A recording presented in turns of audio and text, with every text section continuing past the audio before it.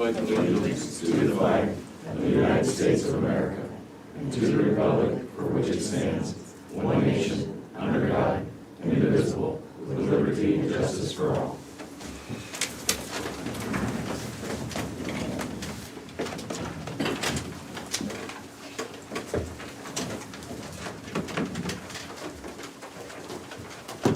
Good morning, the Moines County Board of Supervisors. Tuesday, February 2nd, 2021. Are there any changes to the tentative agenda? We have an agenda. Meet with department heads and elected officials. Terry Johnson, Moines County Auditor. Good morning. I just want to announce that absentee voting has begun for the Danville School special election. Haven't had enough voting for this season. Yeah, I've had enough, but you know, we've got everything ready anyway for the absentee voting. So that started yesterday and it will continue until the day before the election. So, and the last day that anybody can request an absentee ballot to be mailed is 11 days before the election, so. And that's all I have, and we're busy in the office, so that's all I have to announce. Thanks, Terry. Colin Gerst, IT. Just keeping busy like always. We're starting to do some of the cable runs and installs for the third floor port this week, so that's keeping us a little extra busy, but other than that, nothing new to report. Okay. I didn't mean to skip over you, Cheryl. No, that's fine. Budget Skip director. away. I think it's just, I think you're here for You're right. agenda item. Absolutely. Sheriff Kevin Glendenning. Things are going well at the sheriff's office, nothing major to report. We also have an agenda item with the Danville Law Enforcement Agreement, but that's all I have. Okay, thank you. Brian Carter, Secondary Roads. Good morning.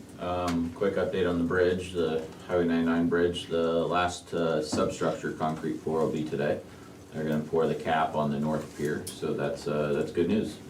That's continuing the progress, and we'll just see where everything takes us from there. But they have done what they can do in between the more active weather we've obviously had lately, and that leads me into the active weather, I guess.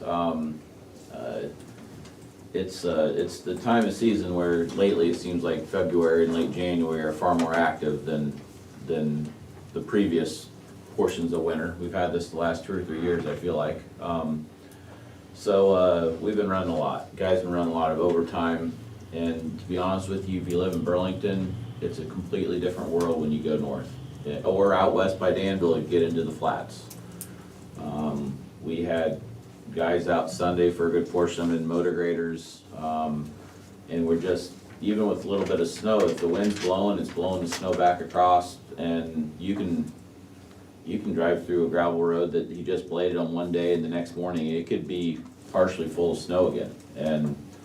And so I would also say patience is wearing out, but that better get a little better, because we're settled in, and this is the way it's gonna be for what it looks like another, at least for the month of February from what I see in the weather system. So we'll keep moving, but I just had a conversation this morning and couldn't understand why the blade hadn't been back there. Well, he was there Sunday, and he's just finished covering his territory this morning. And things have already blown back in. So it's just the nature of it right at the moment, and it's we're set up. If we get the right amount of snow and the right north wind, we're set up for a mess like we haven't seen probably since '07. I mean, I hope we don't get those dynamics, because it's not enjoyable when you get to that. So, but anyway, I think things are going good. The guys have been working long hours, but it's as good as it can be, and we'll just keep on cranking. So credit to the guys. They have been working a lot of hours, and it gets real old doing the same thing over and over when you feel like you made progress and you look back about 8 hours or 12 hours later and it feels like you weren't even there.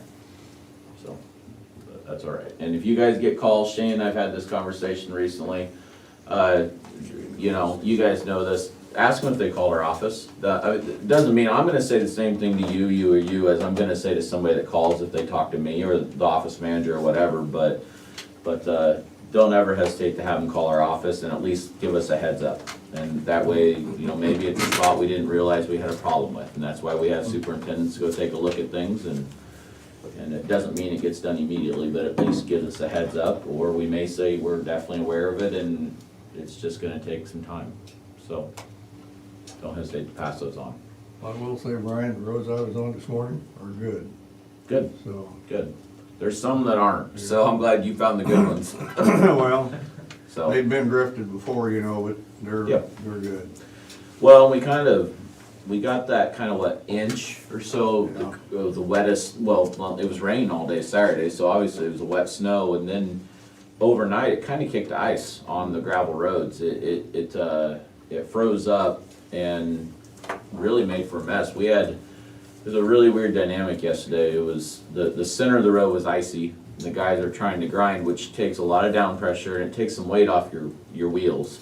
Makes it harder to steer and stuff, but the shoulders were really soft. Obviously, we got rain, a lot of rain that you don't want come February. And we had 2 blades, we had to have tow trucks come, and we sunk one on the edge of a ditch out of sight, and the other lost, well, he was again grinding on ice and ended up too close to a steep side, and shoulder gave and he slid off. And like, you called and asked me about that, and so it was, you know, yesterday was a great example of just really weird conditions. Middle of the road's got frost, you slip over on that side, you can be stuck and not feel like you should be stuck, even with Postal people. man got stuck apparently. Yeah, They're gonna call you. Yeah. You're gonna have to pay for, getting them out or something. yeah, That's what the no. gentleman said, so. Yeah, I understand. You get stuck out on a gravel road, it's gonna be your baby, so that's the nature of it, but and I feel bad, bus drivers, postal people, I mean, we're getting to a point where it's, like I said, just even with wind, no snow at all. If the wind switches from the north to the east, well, it switched Friday night, it switched to the southeast, and we had new drifts across paved roads that you would have never imagined. It just turns around and moves that snow again. So, either way, the guys are working, and it is winter driving. That's the way it's gonna be. It's not going to get better, and it's going to get sloppier before it gets better also, because all this has to melt sometime. So, we did have a few people ask us why we don't just shove our windrows into the ditch. They'd sure like to have more room. On the gravel roads, we don't do that. I mean, if we get, you know, obviously we come along and get another 12-inch snowstorm with north wind, we're gonna just have to shove everything wherever we can. But a lot of rock in those windrows, and we try to keep those on the edge of the road as long as we can. So, We've talked about this before. For $500 million, you could pave those roads. I know. I'm still working on the funding. I'll let you know when I have that grant secured. So anyway, again, credit to the guys. They've been working long hours, staring at the same snow over and over and over, and we'll keep it up. Golf clap for the boys. So thank you. Oh, and we do have a bid out, just so you guys are aware. The geode project, that bid is out. We won't take bids till the latter part of February. I'll give you guys a reminder of that and stuff. And it will go out on the DOT site for advertisement sometime later this week. So, thank you. Thank you. Rodney Wiesner, maintenance. Good morning. Some of the same, not as much as Brian, but we've been, guys have been busy with snow removal, trying to keep everything cleared off. They've done a really good job, so appreciate the guys doing such a good job. Colin said we're working with them on getting third floor audio, visual project, hopefully done this week. That's the plan, at least our part of it done this week, so when the other company comes in next week, they'll be good to go, so. Just staying really busy, a lot of stuff to do. Nothing new to report other than that. Thanks, Rodney. Lisa Schaefer, Des Moines County Attorney. First, want to give thanks to Rodney and his guys, and for all of our snow removal. We've not had any issues getting in and out of our office, which has been nice. I can't always say the same for the Burlington Street in front of us, but the sidewalks are always good. And thanks to he and Colin for all their work on our AV project. I think they're getting a first-hand dose of how frustrating it can be to work with the court system sometimes. I know they've been getting very frustrated, and I just kind of take it in stride because I'm used to it. But hopefully we'll be getting that project going this week and next week, and when jury trials start on the 16th. At least that's our first district court trial. that's really what we're working on. We're also working on our staff search. Not a lot of interest thus far, which is kind of what I expected, but we're gonna try some different avenues. And I also want to say thanks to Brian for mentioning the big snowstorm we're going to get, so he's jinxed us. So at some point in February, we will get 12 inches of snow.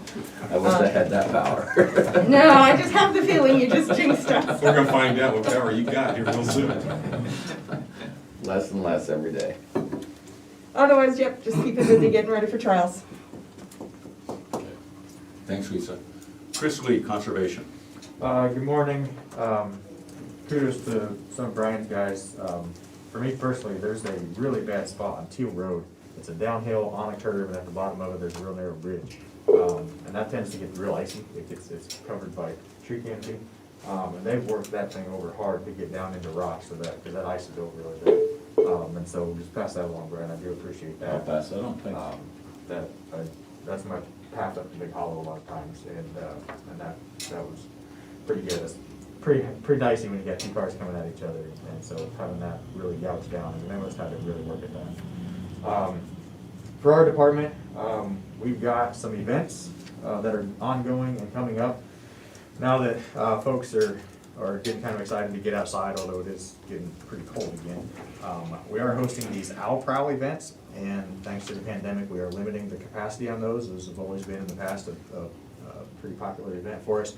We're limiting the capacity due to the demand. We've actually added another event. Just this morning I got notice of that, and so for those folks that want to go out at night and listen for owls with our Nature Center staff, you can do that. Just check our website or our Facebook pages through Starscape and find out about those. We are also hosting a series of hikes in our various parks throughout the county through the winter and all the way into spring and summer. And so you can find that on our website and Facebook pages as well. Find out when we're doing those. We're kind of going at events a little bit different now, out of the pandemic, in that we're trying to do more get out and explore type events versus, you know, the one-on-one kind of close quarters, face-to-face, you know, real deep educational stuff. We're doing more of the hikes and the get outside and explore. We can stay distance, we can get out into a bunch of our different parks, and so that's kind of the approach we're taking for programming, at least for the foreseeable future. So we got a number of those on the calendar.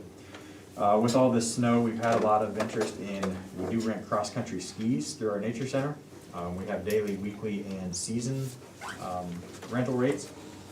We generally will only rent them for the short terms, daily and weekly, when we have at least 4 inches of good snow on the ground. You need at least that to really do a lot of decent skiing. But we do, throughout this winter, do seasonal rentals, and a lot of folks have taken us up on those.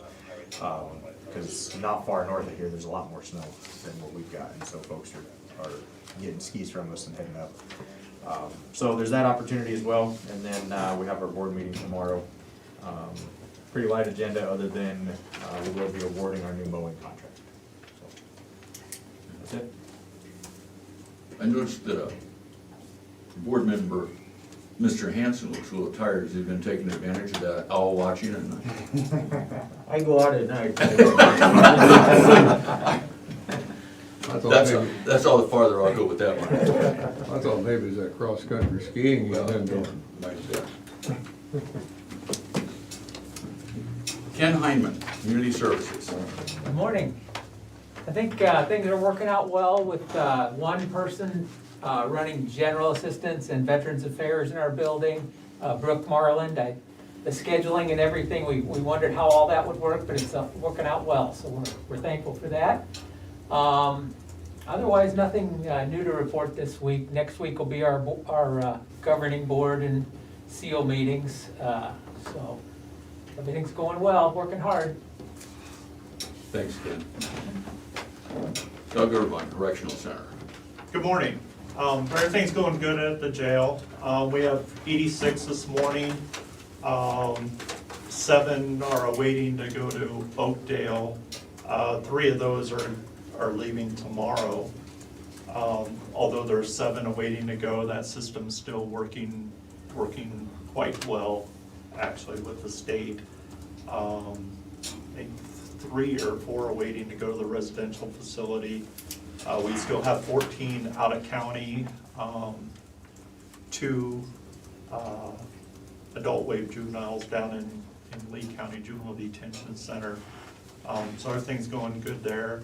I'd like to thank Rodney. Our jail parking lot is always excellent as far as being plowed, and my wife would like to pass on the thanks to Brian for getting Irish Ridge done so she can get to work early in the morning. Other than that, everything's going great. Did your wife leave a message for me? I hope think not. Trust me. I don't know.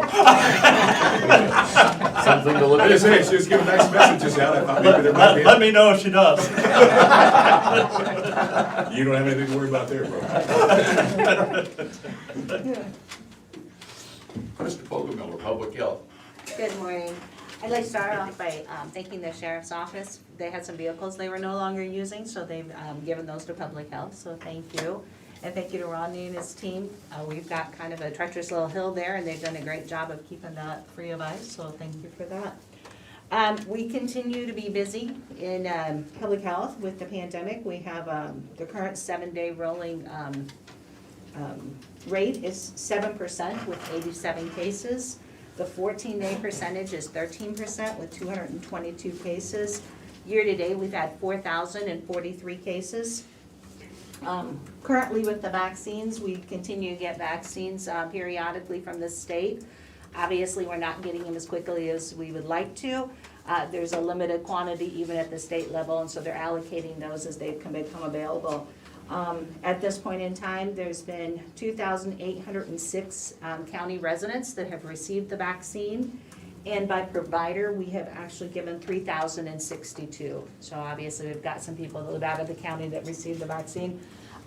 Today, we have a scheduling line set up where people can call in and put their name on the wait list for the vaccine. As soon as we get vaccine, we call people off that list. So we have moved, instead of giving that at our local health department, we're now using the auditorium. So I thank the city for allowing us to do that. And so that allows for better social distancing, and actually as far as, parking's a little bit easier there as well. So we've started doing that.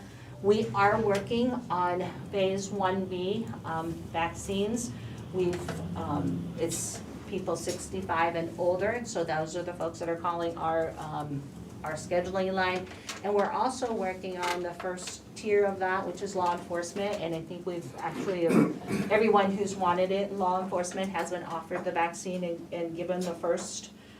We're currently working with the schools to try to get those vaccines done as well. So we work on both, people 65 and older, as well as we continue to work on the different tiers in phase 1B.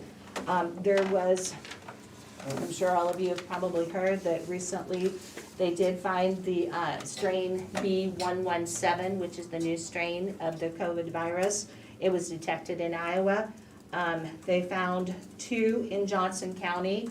One was an adult 18 to 40, and another one that was an adult aged 41 to 60. And then there was another adult in Bremer County that was detected with that. They say, based on epidemiological and modeling data, researchers believe that the B117 strain can be spread more easily than our current SARS-CoV-2, and they believe that the COVID-19 vaccine will likely protect against the B117. Definitely encouraging people to continue using mitigation practices, because that is how we prevent the spread of this, because the B117 does spread a little more easily. So continue good hand washing, social distancing, staying home when you're sick, and wearing masks when you're unable to social distance. So really encourage people to do that. That's all I have. Thank you, Krista. Got anybody online? I got 3 here so far. The first one I have is Jared Lassiter with Land Use. Jared Lassiter, Land Use. Good morning. I don't have anything specific to go over, nothing on the agenda today. I do have a subdivision that was just submitted for review, so that should be ready in a couple of weeks. And apart from that, just keeping busy as always. Thank you, Jared. Janelle Nellie Longquist, Des Moines County Treasurer. Janelle Nellie Longquist, Des Moines County Treasurer. Good morning. We just continue to be busy here in the treasurer's office. I have nothing new to report, though. Thanks, Janelle. Natalie Steffner with the Des Moines County Recorder's Office. Natalie Steffner, Des Moines County Recorder's Office. Good morning, can you hear me? We can. Okay, so yeah, just business as usual, also in the recorder's office.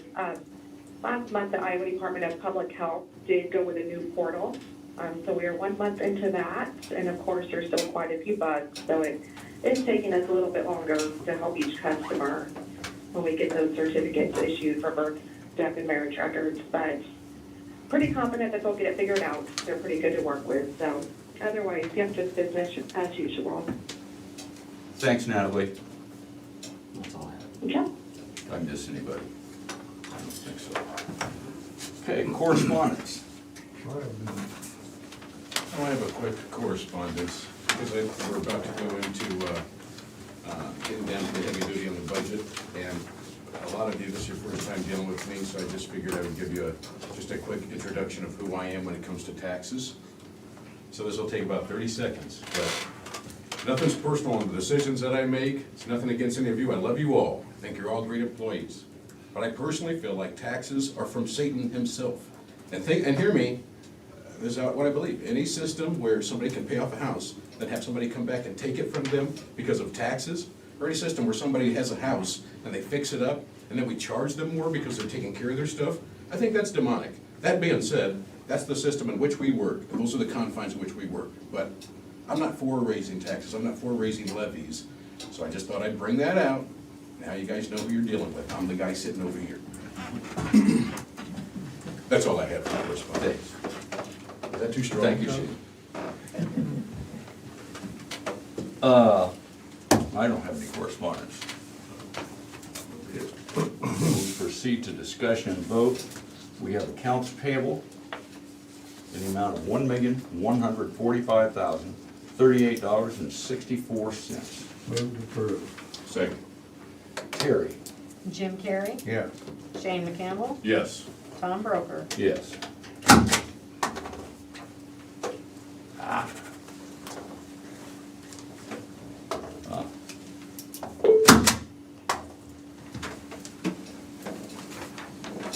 Then I have those in the right order for you, Tom? Oh, I'm gonna take a minute.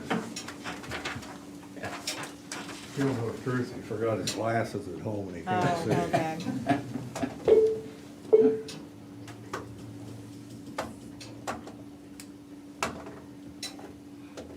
I think I'm good now.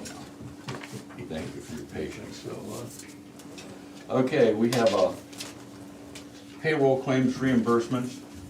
Did we call for a vote for that? We did, yes. Yes, Okay. yes, we did that one. I broke my train of thought. We have payroll claims reimbursements in the amount of $412.80. Move that we approve payroll claim reimbursements. Second. Terry? Shane McCampbell, Yes. Jim Carrey. Yes. Tom Broker. Yes.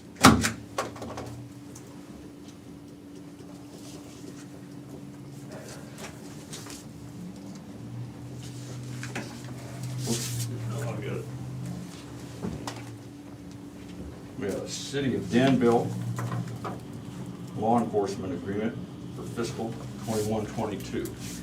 This would be Sheriff Glenn Denning. This is another agreement we're glad to have. We provide the law enforcement services, patrol, and investigations for the city of Danville. We reach a dollar amount based on the amount of patrol hours and how much time that the sheriff's office spends there. I think both the city of Danville and the sheriff's office are very happy with the agreement we have, so we're glad to move forward with it. Okay. It's for $64,771.20 with monthly installments of $5,397.60, commencing on the first day of July 2020. I noticed that it should say July 2021. This 2021, okay. Yeah. Move to approve. Second. No, it does, but, okay, I missed that. I kind of penciled that in there, so Okay, bring it to your attention. I've got 2021. Okay. Terry? Jim Carrey, Yes. Shane McCampbell, Yes. Tom Broker. Yes. They are keeping the traffic down 20 miles an hour going down Main Street too, so that's a good deal. Trying to keep them slowed down. You know. I still got one person that growls about it, but that's her problem.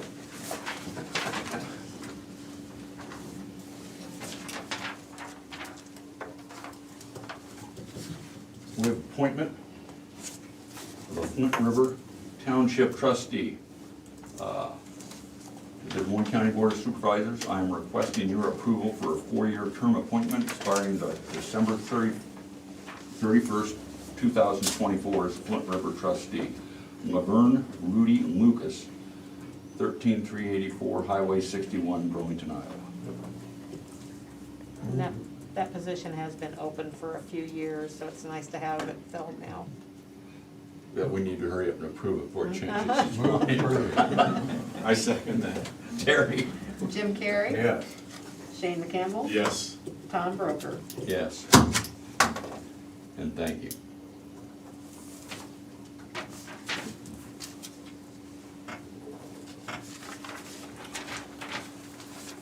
Okay, we have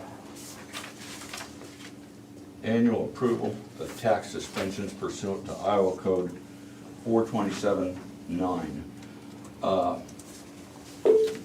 Sure. There's an email on the backside of that. DHS has reviewed those, and they said everybody is still eligible. Okay, okay, I don't think that goes with It goes back down to the Yeah. office. it. Yeah. This is, people at the Department of Human Services have decided they are, their property taxes are suspended until either that property tax is until that property is sold or that individual is capable of paying those taxes, and DHS approves those, that list of people. But it has to be renewed annually. I need a motion. Move to approve. Second? Terry? Shane McCampbell. Yes. Jim Carrey. Yes. Tom Broker. Yes.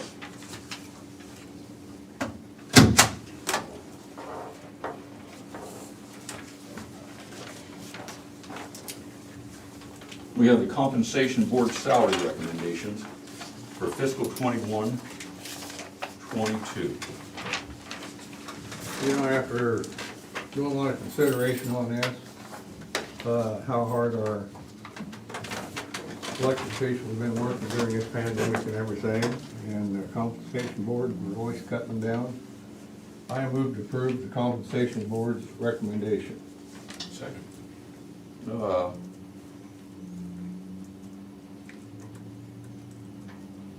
I don't disagree with anything you said, except that I would probably go with the smaller number. But that said, Terry? Jim Carrey. Yes. Shane McCampbell. Aye. Tom Broker. No.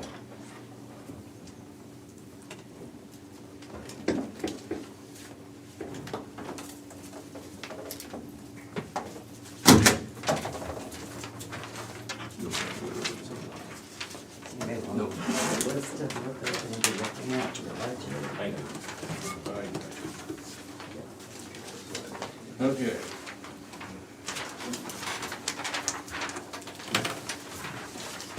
We've got the fiscal, oh, okay, the fiscal 22 budget.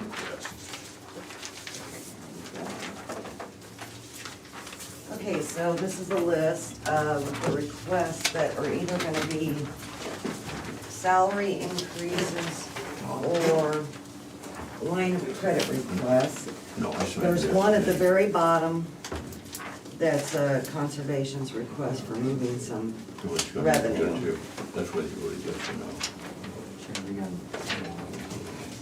Oh, I'm sorry. But the board approved it.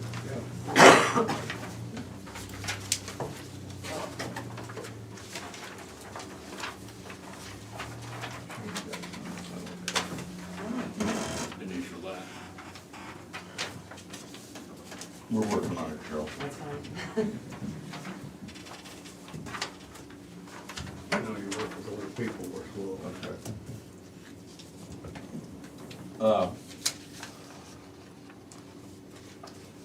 Before we start through this, we'll just usually do yes or no, and I'm sure we'll do that. Things haven't changed much for me. We're coming out of a pandemic, or, well, we're in a pandemic. Hopefully, we're coming out of it. I'm gonna, probably not in favor of most of the personnel changes, with the exception that we have to have attorneys. You can't have an attorney's office without attorneys. And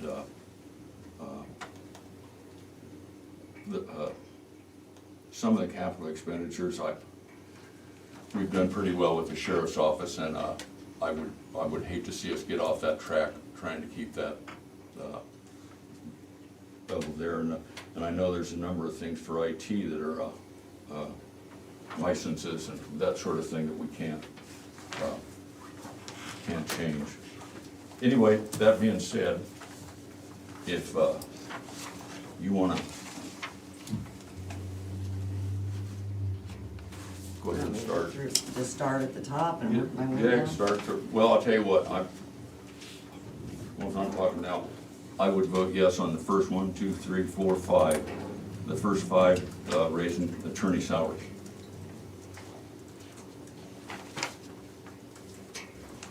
I'd vote yes on them too.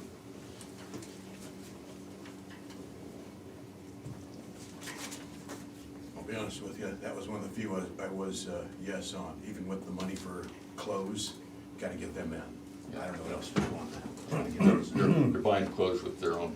Right on, attorney. right on. So, yeah, so, anyway, go ahead, Cheryl. So the next one then, the top 5 are the first assistant and the 4 assistant attorneys. So then the office administrator for the attorney is next. I would vote no on that. Same here. What's the next one? Office administrator, salary Okay, increase.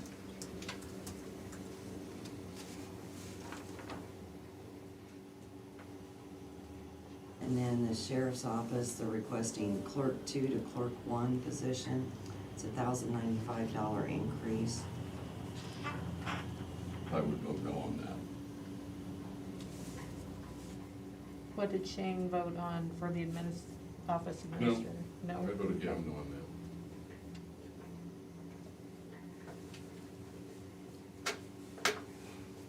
But I was yes on all the lawyers stuff.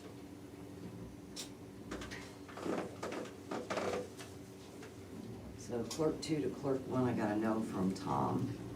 I'm gonna have to go no on that too. No. Conservation's environmental ed coordinator to a salary manager position. It's a $606 increase.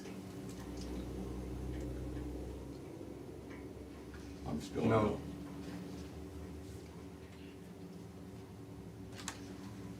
I was wrestling with that, but I'm gonna go with the 2 gentlemen. I'll say no and use that. Conservation's wanting to fund 2 permanent part-time technicians out of Fund 27. That's their reserve fund. Yeah, Yes. that's coming out of their reserve Yeah. fund. Yeah. So I would vote yes for that, for both of those. Okay.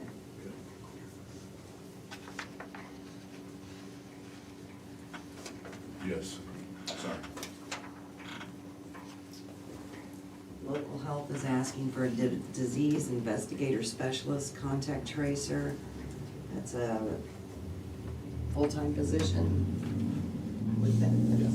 Yes. No, I'm a no. I said You're yes, a it's a no. full-time Yes, it's position. full-time, no. Yes, I Official was answering your question. Have to be a no on that.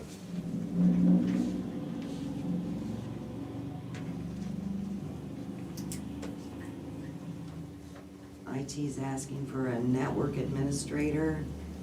It's a full-time position, $60,000 a year. I'm a no on that one. No, I'm not joining Sarah the column Collins. down again, but no.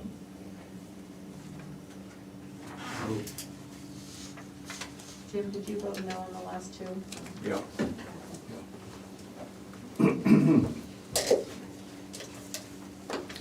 Okay, on the capital expenditures, the auditor's asking for ARCA search preservation transfer. This is to preserve the transfer supervisor books, $35,000.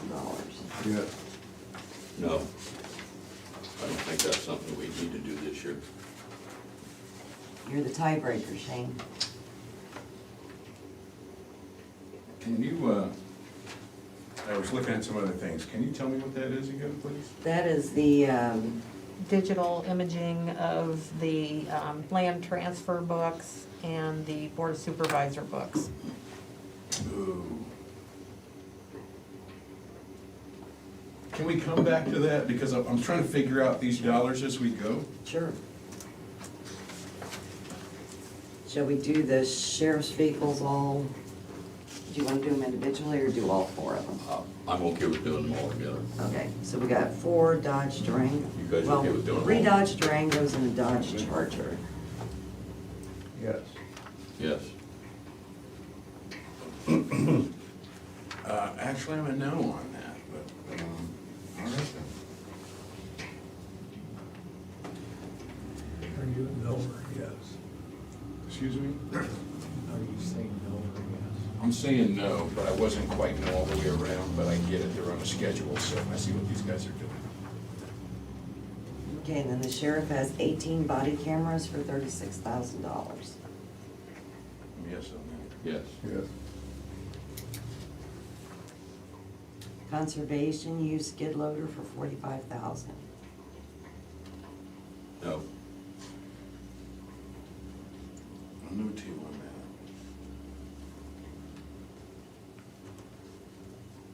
that. Is that the one you was trading the tractor in? You guys voted no on that? No.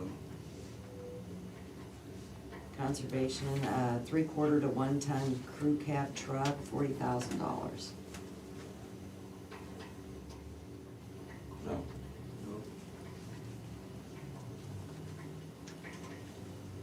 No on that.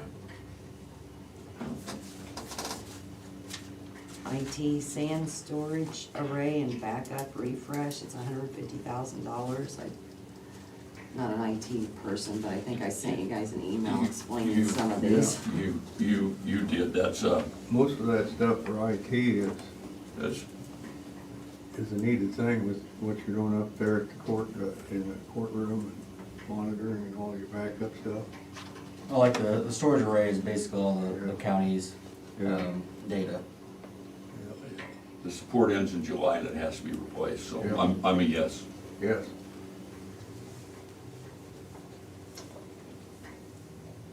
No.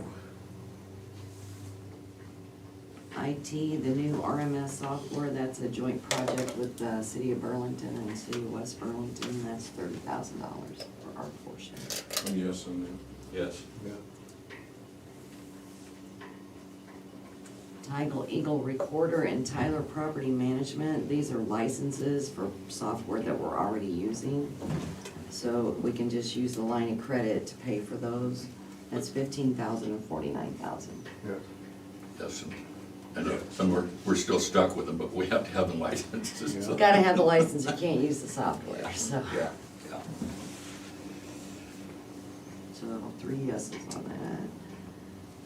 The sand storage array, 5-year support and updates. If we do the 5-year contract, we save $15,000 over 5 years.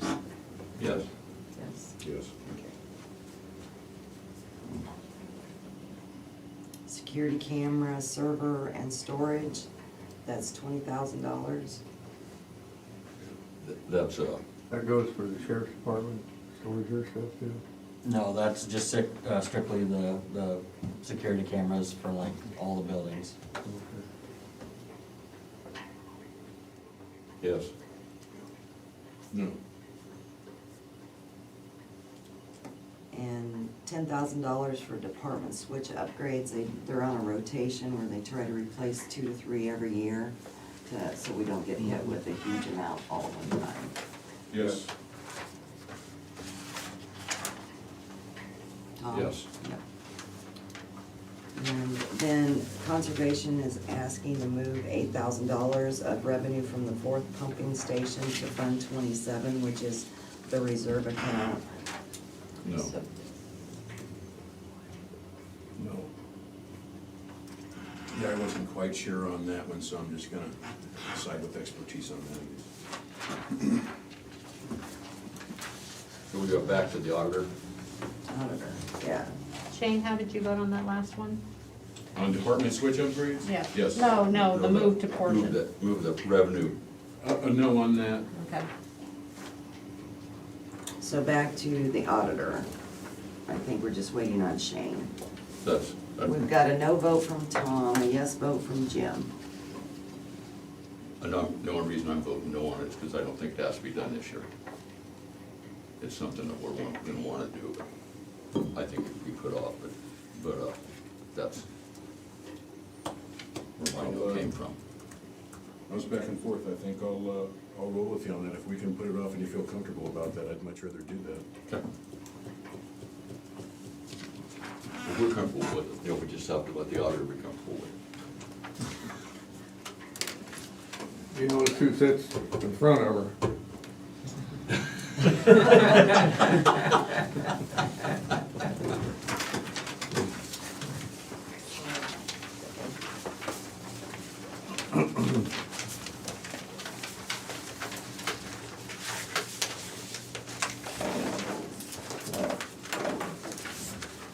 Okay, we have personnel actions. We have one personnel action for the county attorney, Don Callison, a 42-month step increase from $34,427.41 to $35,818.31. Move to approve. Second. Terry? Jim Carrey, Yes.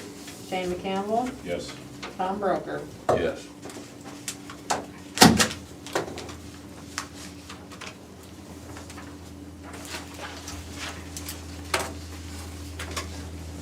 We have one personnel action for the correctional center. We have Sabrina Rana, a part-time correctional officer resignation. I move that we accept her resignation. Second. Terry? Shane McCampbell, Yes.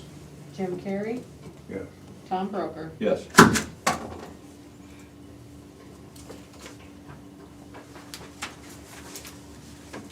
And we have a personnel action for the VA administrator and GA coordinator. We have 7.5 hours unpaid time. Move to approve. Second. Jim Terry? Carrey, Yes. Shane McCampbell, Yes. Tom Broker. Yes.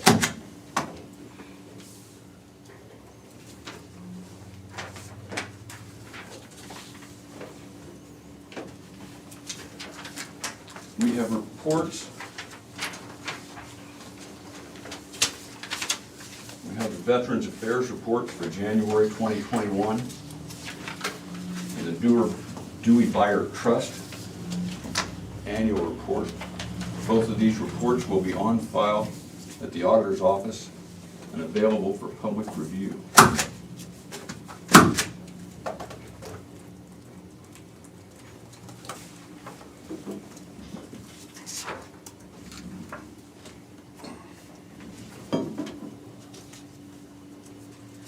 We have minutes of the regular meeting from January 26th, 2021.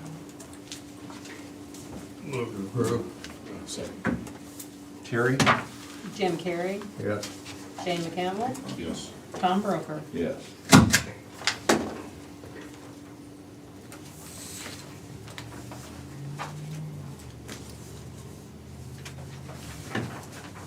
Is there any other business? I have none.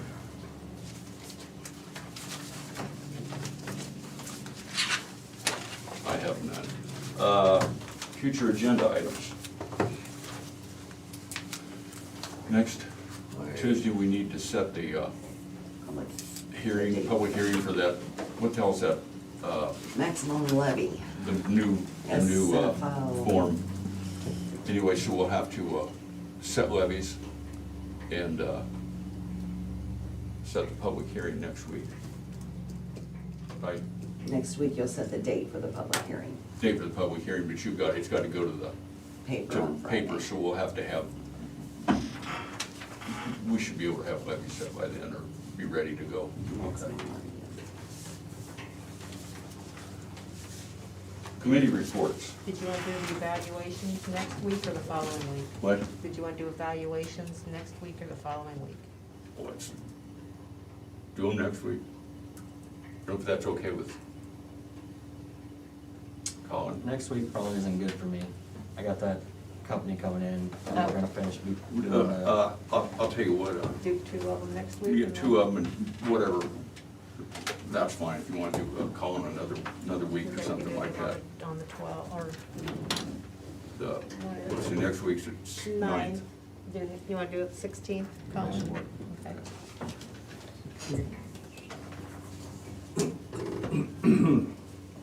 Okay, committee reports. I think we all attended the conference board. Yep. And we had the conference board meeting.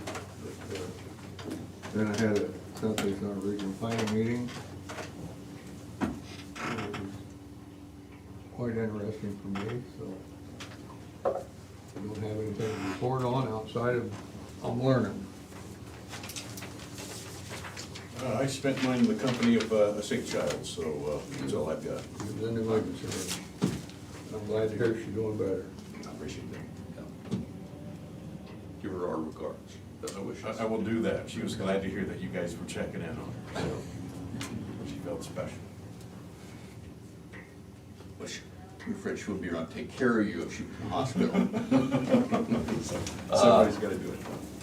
Beyond that, I attended the Cobco, City County Health Insurance Board, and the board received a clean audit, and the claims are down, especially inpatient claims, and that was expected due to COVID-19.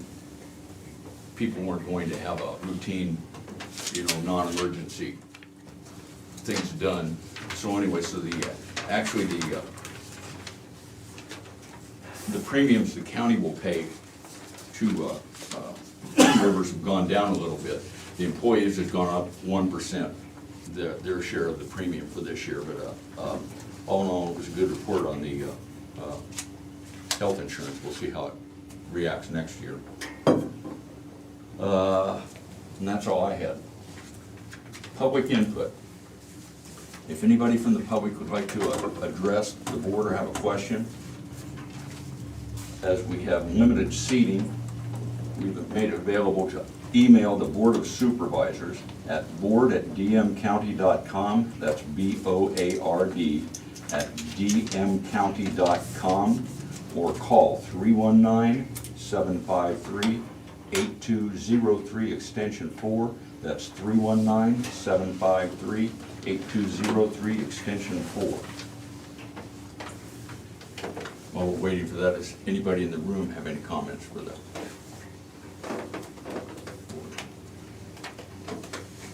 Board, Brian, you want to go? I'm not speaking up. You see your shadow this morning? No, but I heard the groundhog did. Punxsutawney Phil. So, Anybody watched the movie yet? What Groundhog Day? Plenty of times. oh, yeah. It's a classic. It seems like I've seen it over and over and over. It always turns out the same. Yeah, Sonny and Cher singing in the morning. That's not a good sign. I'll tell you, one time I was out of town on vacation and I woke up and that was the song on the alarm clock. I'm like, I'm telling my kids, are you hearing this? Are you hearing this? Like that, you're stupid.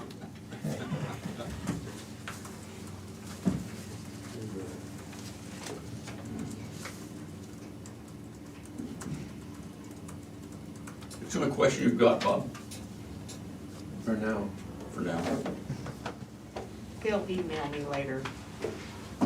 Asking how to spell something. Yeah. What? You got another news, you got two reporters here. Yep. Long Watch walk. out. Is that all new job?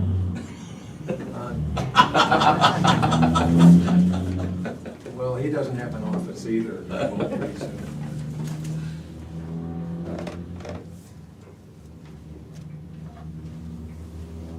2 minutes is a long time when you're sitting around waiting. When you stare at the clock. Yeah. We'd have done this next week, we could have talked about the Super Bowl. True. Yeah. There you go. The old guy against the Okay. young guy. No. With an eye, we're adjourned. Right. We are adjourned. We have a work session with Bob Bartles at Hope Haven.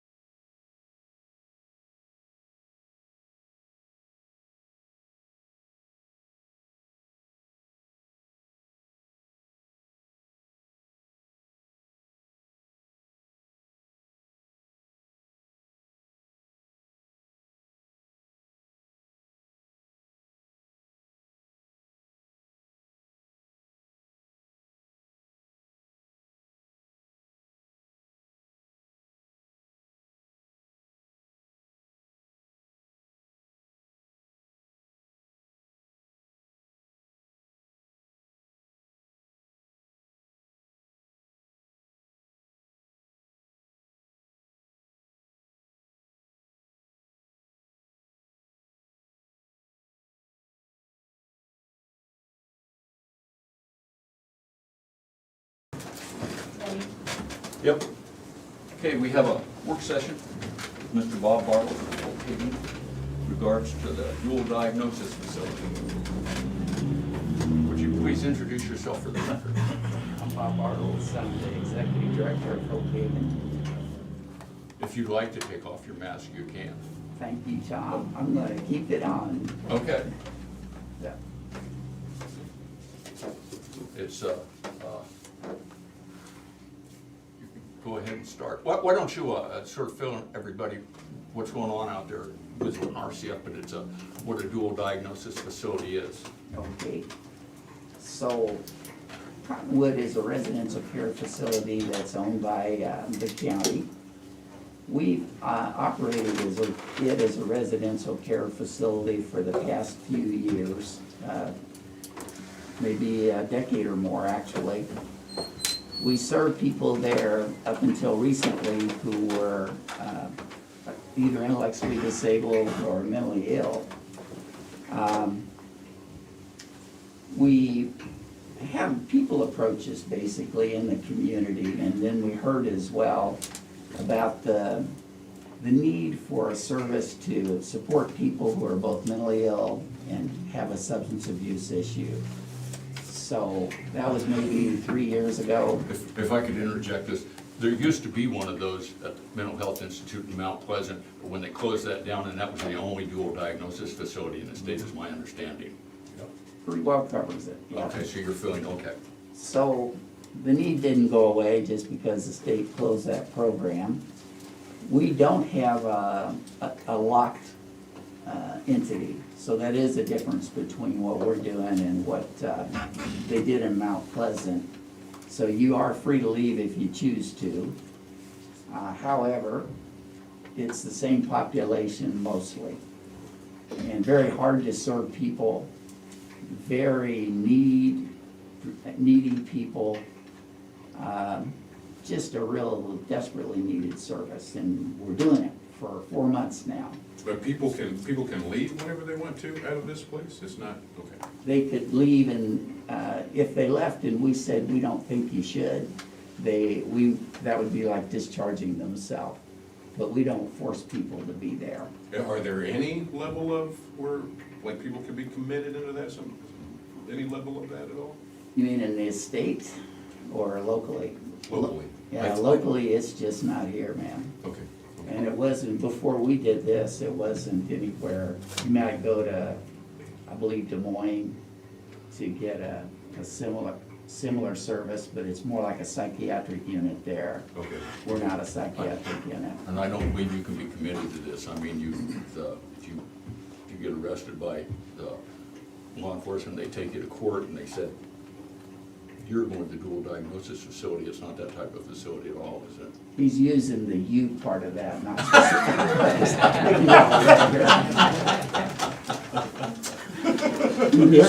He's good at that. Come on, Bob. Yeah, I'm sorry, Bob, how many beds do you have? We have 15. 15? Yeah. And I don't want to get ahead of maybe, so my understanding is the H Judicial got funding for some, through drug court to also address the dual diagnosis offenders that come in. Yeah. And would there be like a sentencing option that the H Judicial could use, the courts could use, as complete the treatment program as opposed to incarceration? I mean, is that an option that the courts are going to be able to use, or has that been discussed at all? I'm from a part of the garden of services, you might say, that's specific to intellectual disabilities and mental illness. So I'm partially ignorant, in all candor, to exactly how the court system works when dealing with people whose true issue is mental illness and substance abuse, as opposed to breaking into that house to get but we've been approached, and not by the courts, but by the folks who place people with us, saying, will you take people who are court ordered? And we talked that over, and we said yes.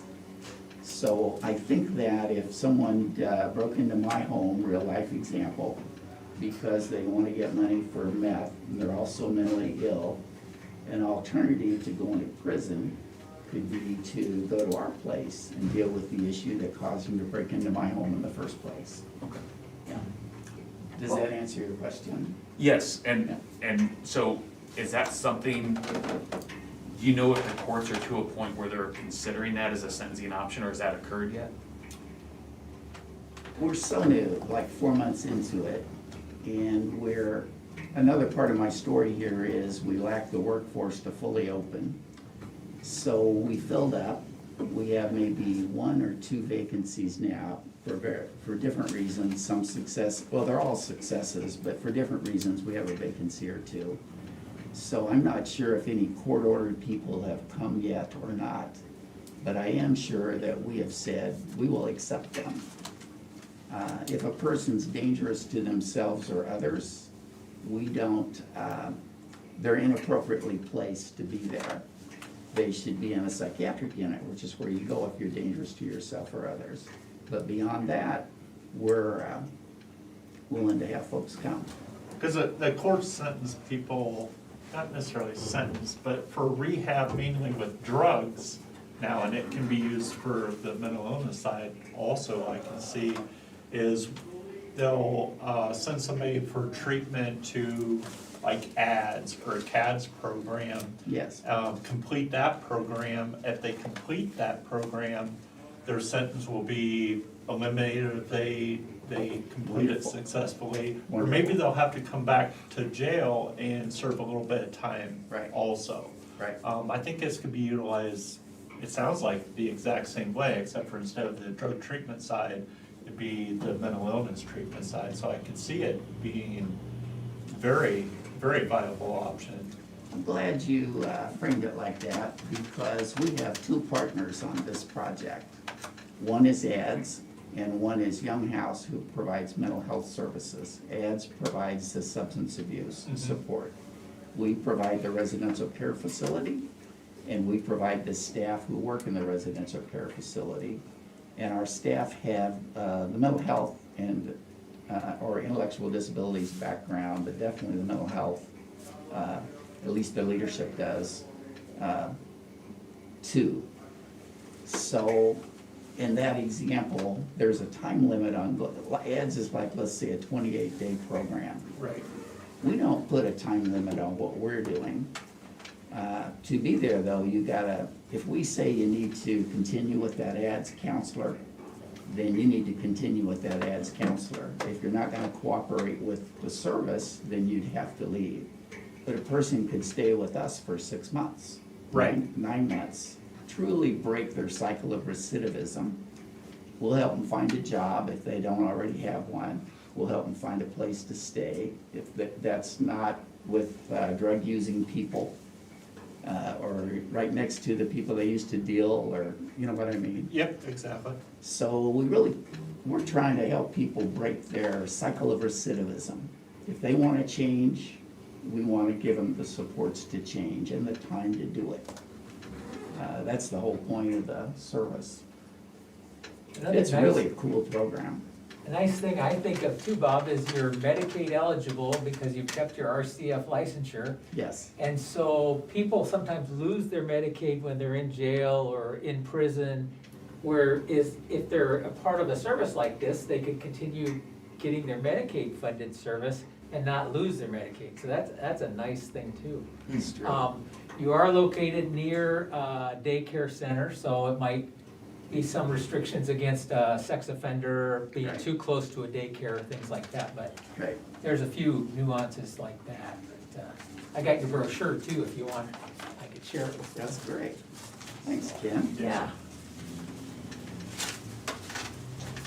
And that, you guys don't deal with somebody that's coming off of drugs, I mean, literally the process drying up, you don't have that process, is that part of it as well?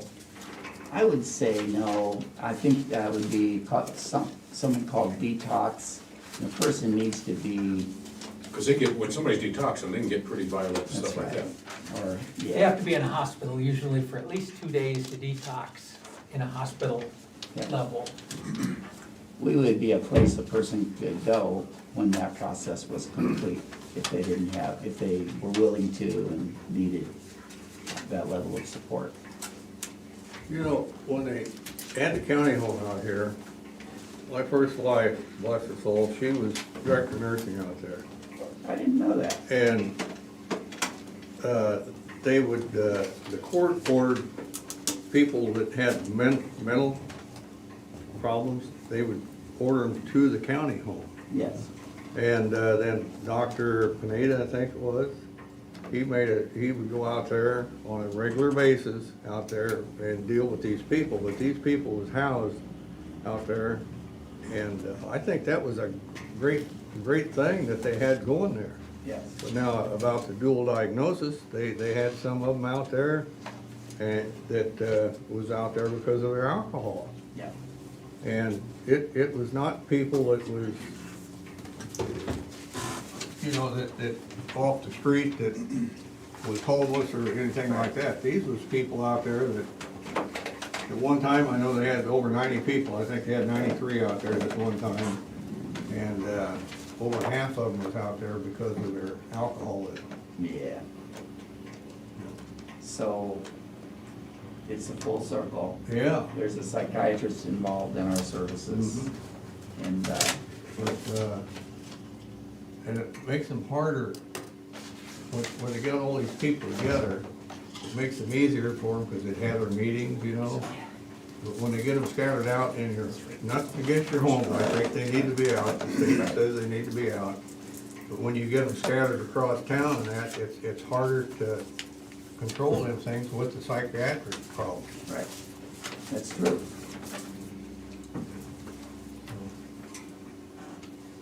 Well, that's my 2 cents, so. No, that's good. I didn't realize somebody could be committed there. I thought you had to be able to lock them in, but I've heard the term before, you voluntary withdrawal or whatever. Right. They might leave, but if the court said, you have to have gone to this place and stay there in order to avoid incarceration when they've left, Then you would contact we'd have to whoever, say the they sheriff or left. whoever you're supposed to, and say, Yeah. Tom Yeah. just left. Yeah, Normally, when somebody would walk away from out there, they'd have them before they got to the trading post or before they. He's heading down Highway 34, heading for Casey's, come on. Yeah, and normally how that works in like the substance, you wouldn't have to even worry about if they left or anything, because they're really, it's not a change of jail site or anything, it's if they don't complete that program at a later time, is when they have to deal with the court, so it's not like they immediately have to return to jail or anything, it's just that you didn't complete the program or services, we'll get you at a later time. So the judge might order a review hearing or something. Yeah, correct, Yeah. correct, yep. Yep. Yeah, depending on, obviously, there's all kinds of different situations, but. Drew, and it is a possible option for some of your customers?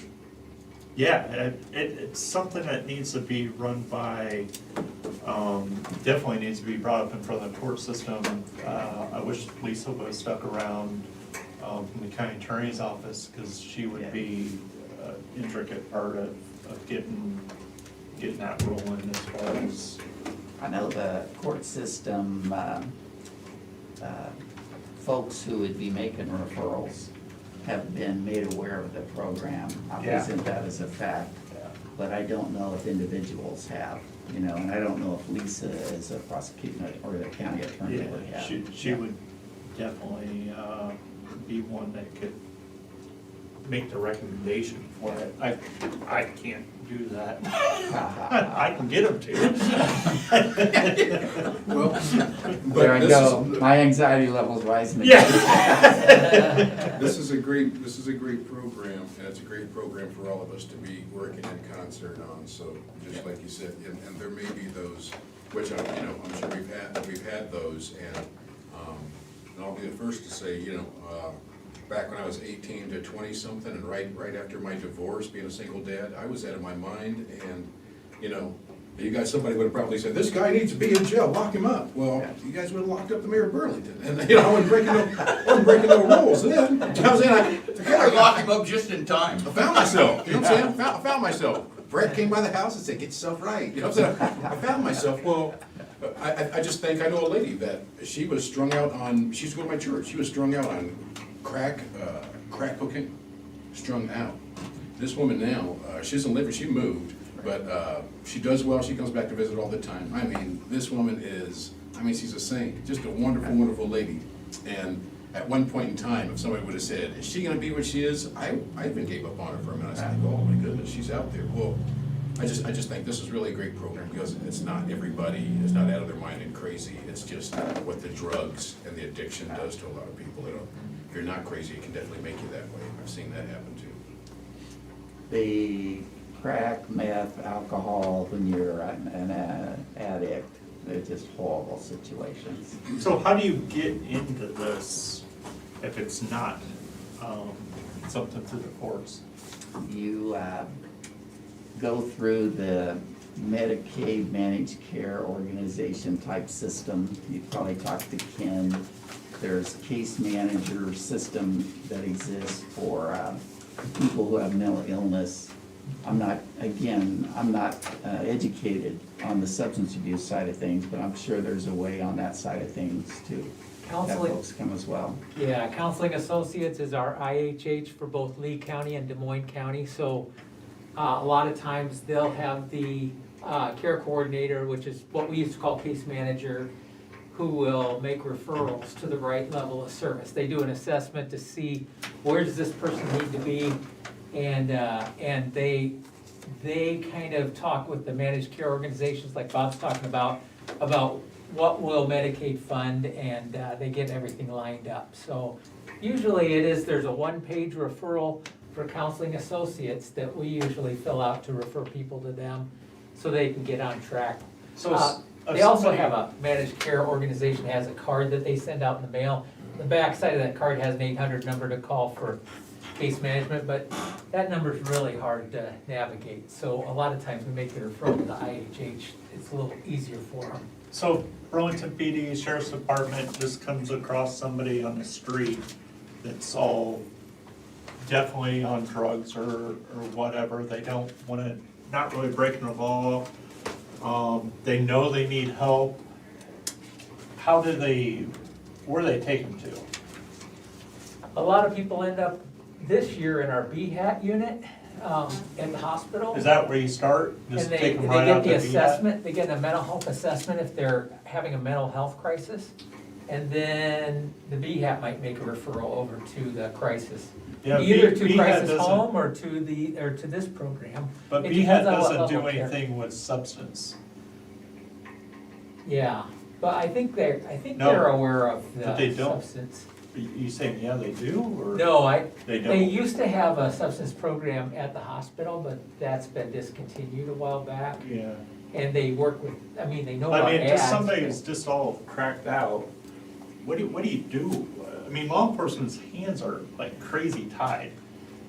And they just come to jail and, And we're trying to get, this is a separate subject, but we're trying to get Great River Medical Center to switch to 23-hour observation and holding, which will be a little different than BHAT for starting July 1. But we're waiting, trying to have meetings, for that contract, and we don't have a commitment yet. That's the SEAL region. Yeah, the SEAL region, yeah. Hey, out to the jail. Which, that would be a Medicaid-funded service. That came on. Tom, I think Tom's met with. Oh, I've talked to them about it. Yeah. They're, They're have in the not been midst of a lot of successful in changes. getting all my questions answered. And I'm pretty sure Ryan hasn't. So, Yeah. We still haven't gotten. nothing's been decided yet. It's gonna be decided out there in the upper offices out at Great River. Yeah. And they figure out what it's gonna cost. You know, the federal government let everybody down, I mean, all over the country. They let them down when they went to these 16-bed units, and for housing. And then the state, when they closed places up, like they did here in Mount Pleasant and throughout the country, they've let us down, they put it all on you people. I think that was a court decision, wasn't that the And we Olmsted have- decision? Yeah, they try, I think the intention was good to try and get people out of large institutional settings and out into the community. It's just been they don't always fund, Medicaid doesn't always fund the rates that are needed. Right. And we struggle to get enough community placements. I still seen when them people was out there, they was happy. You know, they had somebody around them all the time, they had activities going on, Yeah. they, It was a wonderful safety net, and It there always really needs to was. be safety nets for people that need No, I think 24 we're hours. talking about the county. Oh, I thought you wanted to. No. Hey, I was just gonna ask you again, so you said, so what happens? Does the person that comes to the jail cracked out, do they automatically get sent to the hospital?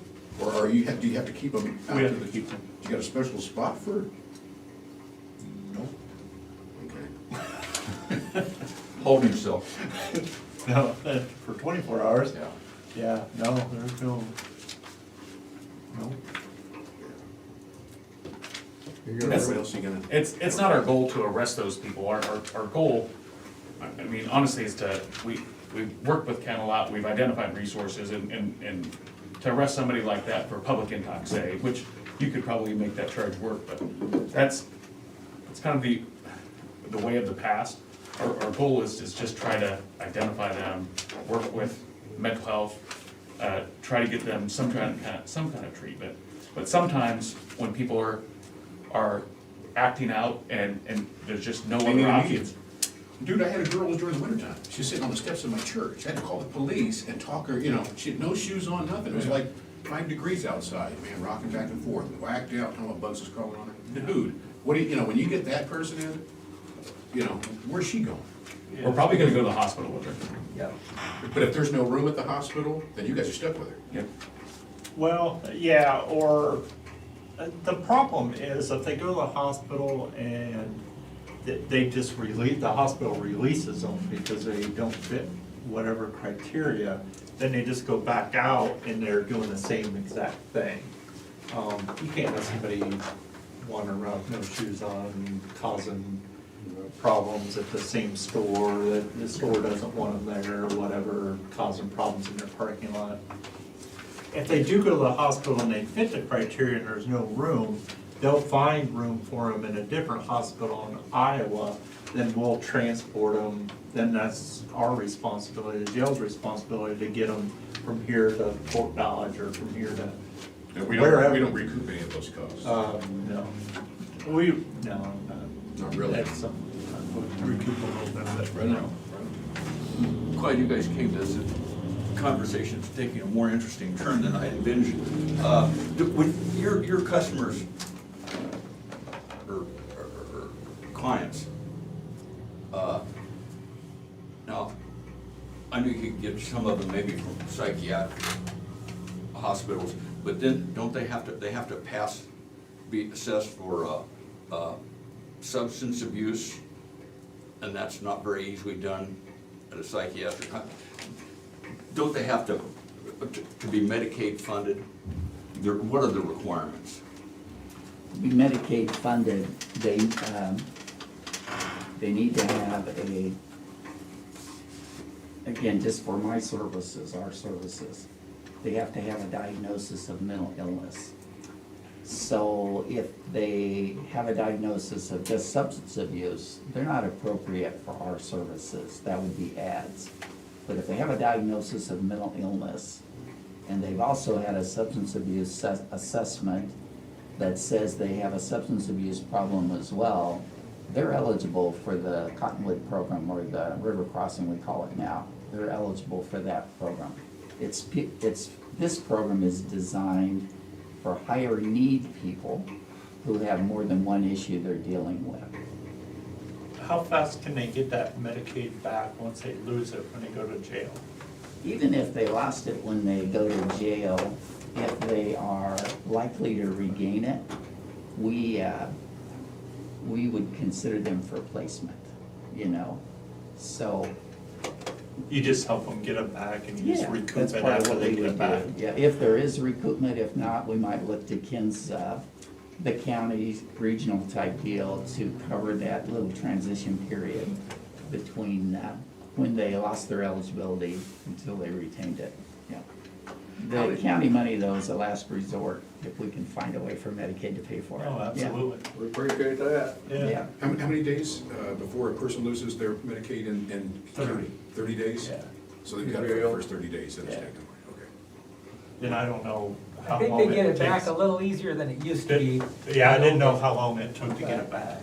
Okay. In this pandemic, and you might know more about it than I do, Ken, I'm sure you do in fact, do they even allow people to go off Medicaid, or do they say, well, the pandemic's going on, you stay on? I'm not real sure because I typically, you know, see people from the crisis home or different places helping people get back on Medicaid. Yeah. But it seems like they just kind of like put it on hold more than, they used to just totally terminate it and it was a lot of paperwork. Uh-huh. Now they have the online site to get on Medicaid. You can go to the DHS office or you can go online.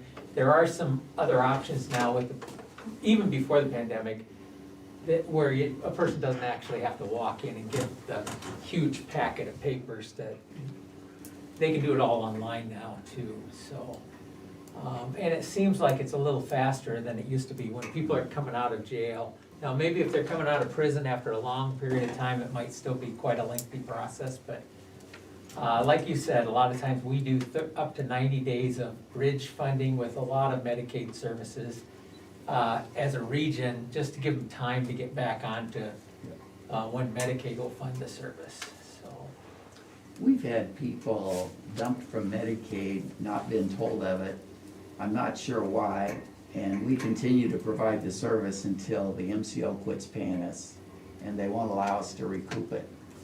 So, to speak out of the other side of my mouth, I've heard that Medicaid is not taken away during the pandemic, but I've had this real-life experience of it was taken away, and no one told us, so we're looking at thousands of bucks of service that we can't get reimbursed for.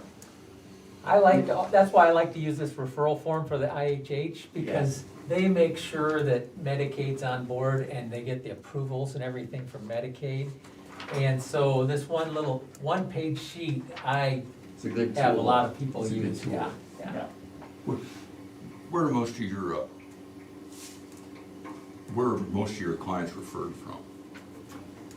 This is a new program, and I'm not sure the spot in terms of geographic. No, I'm not talking about you, I mean psychiatric hospitals, ads, you know, or I mean, any particular type of institution. This, basically case management type entity, the IHH case managers, And that's health where the homes. bulk of those come Okay. from.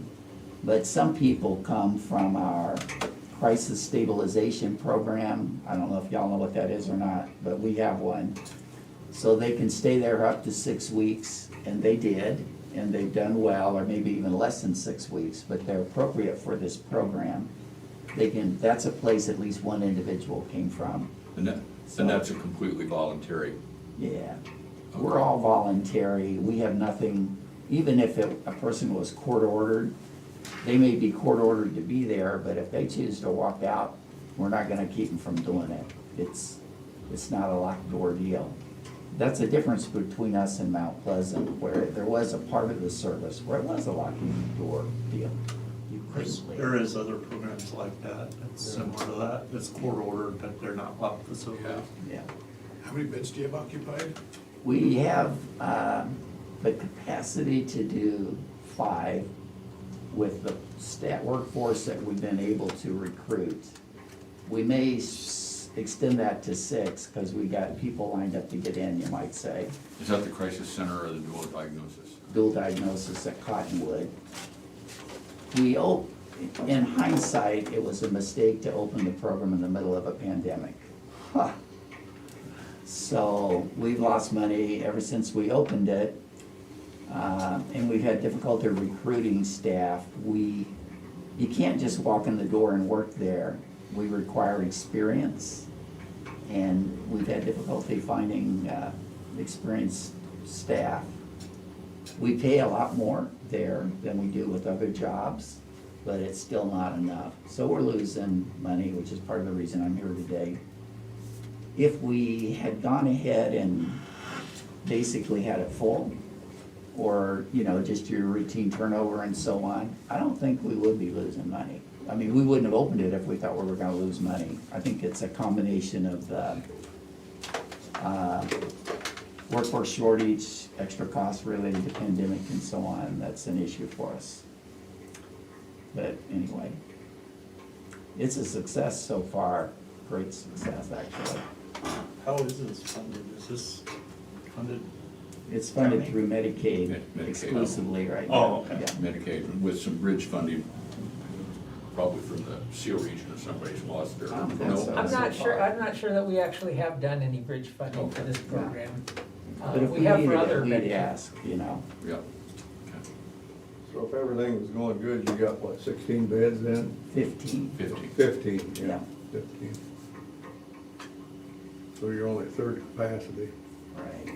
How many more people would you have to hire to get so you could handle the 15 people? I believe it's about half a dozen, or maybe even as few as 4.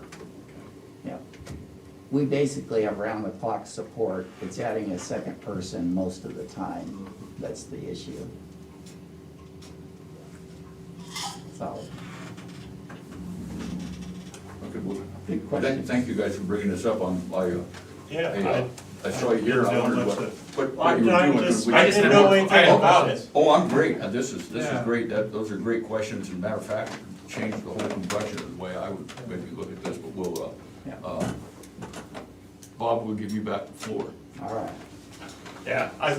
Yeah, sorry if I was asking. Oh, no, questions that I'm didn't pertain, but I didn't know We're anything about tickled to the death you guys were organization. here to ask some of those questions. I didn't, that's an entirely different way than I have looked at it. There's a couple of things related to money that caused me to be here today. One is the Gavilan Trust, which I'm not sure if you're aware of what that is, Shane. The Gabeline Trust is and quite a the Board of Supervisors are the trustees for the Gabeline Trust. The Gabeline Trust was set aside years ago, and the earnings on that endowment went to provide things for residents of the county home, you know, above and beyond room and board. And when they closed the county home, those earnings went to provide the same sort of things for residents of the Cottonwood resident, or whatever the hell you call it. Anyway, residential care facility. Anyway, so, and Bob had talked to me, and so since the Cottonwood care facility is being replaced by the dual diagnosis, we have to, and this doesn't have anything to do with the county. Will just said he wanted the Board of Supervisors at that time to make decisions. And it all has to be, the court approves it, so we will have to come up with another population or entity or group or someplace for these earnings to go. And we will end up having to talk to an attorney and a judge and the three of us. So anyway, and he mentioned something like that, then he was talking about the Hope Haven, or the dual diagnosis facility. They pay the county $20,000 rent on that RCF. So anyway, so that backs the, so the Gabeline Trust, we can't decide that without a judge and whatnot. And we will try to get to that, but it's been hit like everything, like the pandemic, to get all those resources piled up. But anyway, so that, Bob came to talk about the rent, I believe. On the Gavilan Trust, it is a pot of money that was given by a private citizen to be used exclusively for the people in the county home at the time to do activities, things that aren't just the run-of-the-mill cost of doing business at the county home. When the people who lived at the county home, some of them moved to the Cottonwood facility way before my time, the trust support went with it.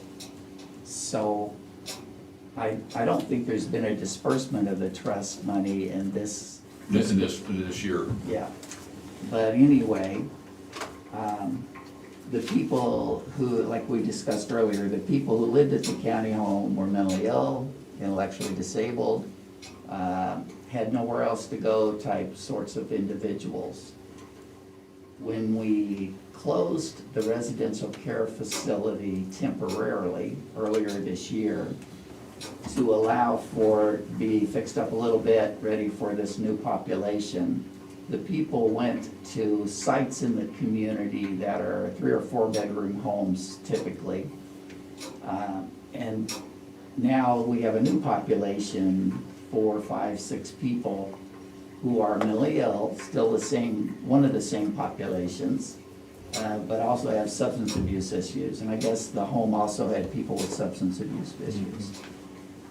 So if the intent of the Gableman Trust is to support the people who would be at the county home, now the Cottonwood facility, who had the needs that they had at the county home, it's a similar population, not the same individuals, but the same population, substance abuse, mental illness, that sort of thing.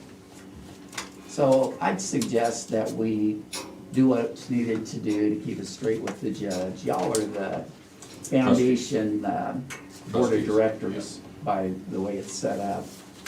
I would suggest that we just use the funds the way they're intended for activities that are, help the folks in the home do things that are outside of the counseling, room and board, helping you get a job type stuff that are more recreational in nature.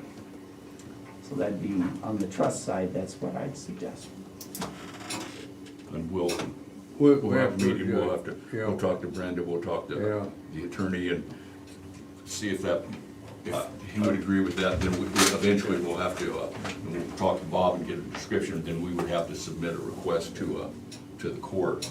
I'll tell you, right off, they used to pay the county supervisors. We voted that, we donated that back to them, basically. I was aware of that. And, you was? I was aware that it was paid out.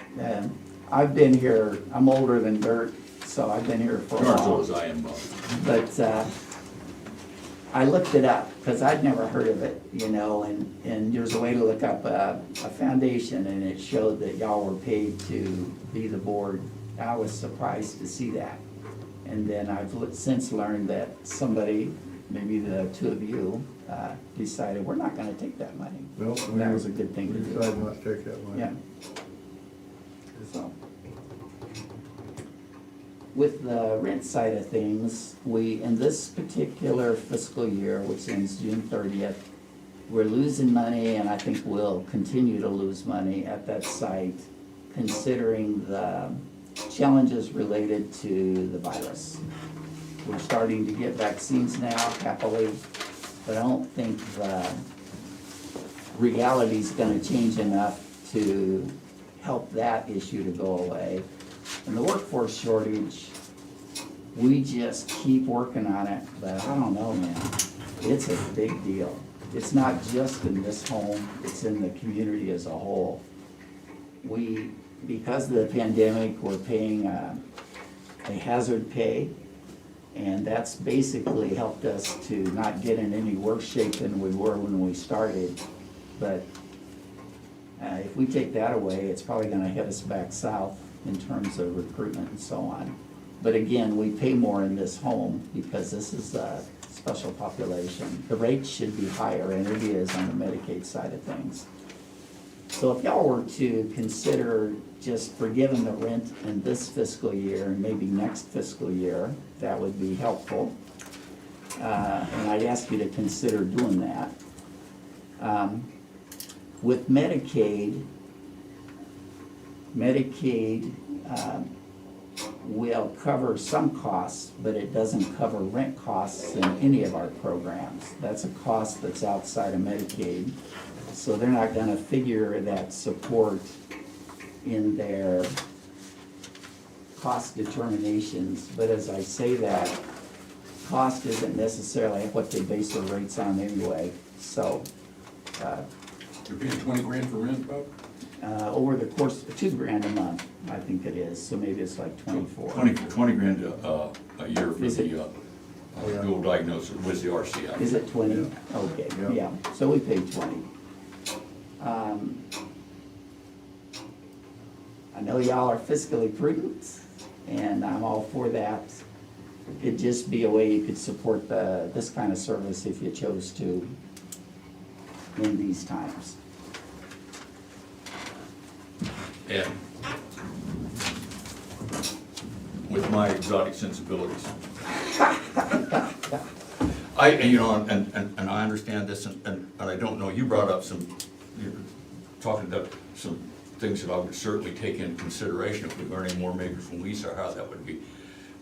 I have a problem with giving county money away or subsidizing we have semi-dysfunctional mental health system. And to give you an idea where that comes from, several years ago, when they were going through regionalization and whatever. Anyway, Polk County they were having fiscal problems because they put caps in, and it didn't have anything to do with population. It was just this county had this cap. Des Moines County was about $1 3/4 million, and some bigger counties had smaller and bigger, whatever. Anyway, so Polk County had a whole bunch more residents, but the cap was still the same. So what happened was that Broadlawns Hospital, that's maybe the biggest hospital in the state, they have a tax levy. So they were giving some money to the Polk County Mental Health Service. So the legislature saw that, said, that's good. So they put it in the bill and they said, you keep giving them that money. Sort of washed their hands of it. Because once Broadlawn stepped in there and subsidized it, they said, this is a good deal. It'll save the state money. So anyway, besides my normal problems, anyway, I'm very cautious about subsidizing Medicaid or anything like that because I know how it's, and quite honestly, this county or all the counties can't completely subsidize Medicaid. They need to straighten that out. I've talked about this on the phone, and I could see the way I'm sitting now, although we might have some new information, to defer some of that rent. So if we were gonna defer a year's rent, maybe, the year after that, instead of 20, you'd pay 22, and the year after that, you'd pay 23, and then pay that 20 grand back over 5 years. It'd be backloaded, which it'd be essential to an interest-free loan. And I don't really I'm more comfortable with that than saying, here's 20 grand. You see what I'm saying? I know, right? I know exactly Anyway, where and it's so coming from. for any number of reasons, and I'm not saying I'm right, this is how I look at things. Bob and I look at things differently, and that's fine, and I respect his opinion. But I have some concerns about that. I would not have concerns about, saying we could do this and make it like a interest-free loan. But I would be all about hearing some of this if Lisa thought this was something that would create an option or something for the local jail or area law enforcement or something like that. That's, like I said, I was tickled to death you guys showed up and asked those questions. It would have never occurred to me. So thank you, and I would really like to continue this conversation. As you know, Tom, I'm pretty candid, so Yeah. whether y'all decide to support the rent or not, we'll still do exactly this. They're not related at all. Oh, Yeah. I know they are, but they are in my eyes. Okay. Well, then, obviously, that's a Then great idea. they are in my eyes if it Yeah. would be associated with with our Yeah. problems when. It'd be the problems for people that they actually bring out to you, where you're not gonna have to hold them in that 23-hour Yeah, cell. I mean, I agree, they're two totally separate, I think they're two totally separate things, but, I think our deal is something that seems very feasible, that seems like it could work out if the right people are on board. that things are going on in other organizations exactly like this that are working, so. When we set this service up, or we're in the process of decision-making, what y'all were describing earlier is one of the needs that we had in mind being willing to support. So,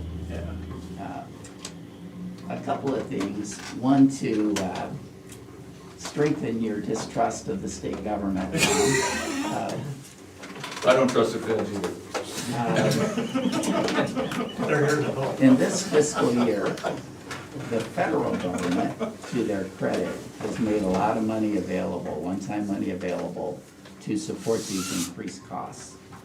So for Hope Haven, we have spent, since July, a little over $100,000 a month, one way or another, of additional costs related to the pandemic. We only have a $13 million budget. That's a huge outlay of cash. The federal government, to their credit, and partly the state passing through federal money, and the region passing through federal money, we've had income right along the same level. Don't have any more coming, but for the first 7 months of the year, our $700,000 of costs have been mostly, extra costs, have been mostly met by this influx of federal money, one-time federal money, which we deeply appreciate. Doesn't help with the lost revenues when we close a program, but it really helps. The state, in their wisdom, looks at that on the cost-setting side. Rates are gonna set and say, well, you know, hey, y'all got $700,000 worth of income here. Let's put that into the rate and see if we can lower the rate for you, even though it's one-time money related to a pandemic. So a part of the state government is not a trustworthy partner. They aren't. Again, as, not to belabor a point though, on the Medicaid side of it, they already don't consider rent in their rates. They won't put that cost in there. We already have the cost unquestionably, but they just don't consider it. So, anyway. Well, I would like to continue if maybe you could speak to Lisa and maybe get Bob included in that conversation. I would love to have another work session. I even think if we got, Judge Schilling would be one to really have a meeting with. Okay. He's very knowledgeable in this, and he's one that could really make the ball really roll. He's the big push behind drug court, and the reason drug court didn't leave our area. Who's that? Judge Schilling. Mike Schilling. Well, I'll leave that up to you guys. Anything you can do, anything I can do to help push it along. I'm sure these other guys feel the same way. He'd be very happy to. But I'd sure like to discuss this further, and anything to help Bob and we can. Yeah, I don't think that should influence your decision on what you got going here at all. I don't pretend to know anything about this, but do whatever you gotta do there. Well, that's an interesting thought. I agree, I think we need to come back to this one. Yeah, we come back, well, we can't say anything at the work session. All we're doing is get information and stuff, and, so, yeah, we'll be discussing this again. We really appreciate you coming, we really appreciate what you're doing, and I'm familiar enough with with some of the issues to know that the problems are bigger than they appear. Yes. I have to tell you, I missed the banquet this year, you know, kind of the COVID thing.